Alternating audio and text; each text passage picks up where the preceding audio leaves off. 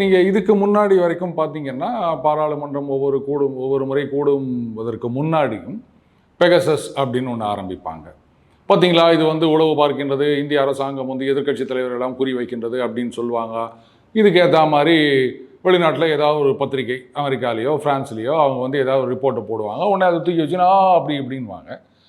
அதுக்கப்புறமா இது சம்மந்தமாக நிறைய விசாரணைனாங்க, இதுனாங்க கோர்ட்டுக்கெல்லாம் கூட போனாங்கன்னு நினைக்கிறேன். அதில் ஒன்றும் இல்லை அப்படின்னு ஆகி போச்சுங்க.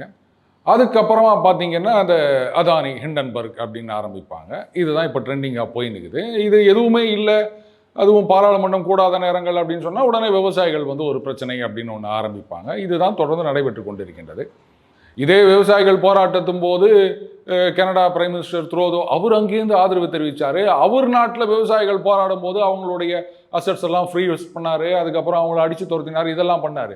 ஏன்னா அடுத்த ஊர் விவசாயினா மட்டும் ஆதரவு தெரிவிப்பீங்க, உங்கள் ஊர் விவசாயினா அடித்து துரத்துவீங்களா அப்படின்னு யாருக்கிறதுக்கும் கேட்குறதுக்கு தைரியம் இல்லை, துப்பு இல்லை.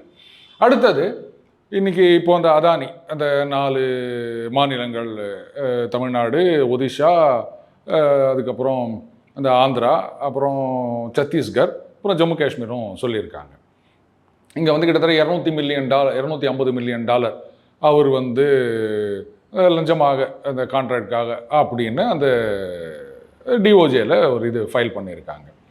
சரி, இப்போ கேள்வி என்னென்னா, அமெரிக்காக்காரன் சொன்னதை அப்படியே நீங்கள் நம்புறீங்கன்னா அப்போது தமிழ்நாடு, சத்தீஸ்கர் இதெல்லாம் இதில் சம்மந்தப்பட்டிருக்கின்றது. அப்போ அங்கெல்லாம் வந்து ஆட்சியில் இருக்கின்றது யார்? இந்த ஒப்பந்தங்கள் கையெழுத்தாகும் போது இங்கே அந்த குறிப்பிட்ட மாநிலங்கள் ஆட்சியில் இருந்தது யார்?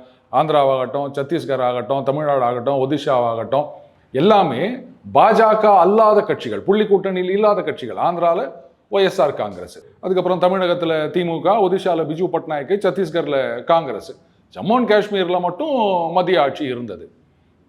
அப்போ இதெல்லாம் என்ன சொல்ல போகிறீங்க?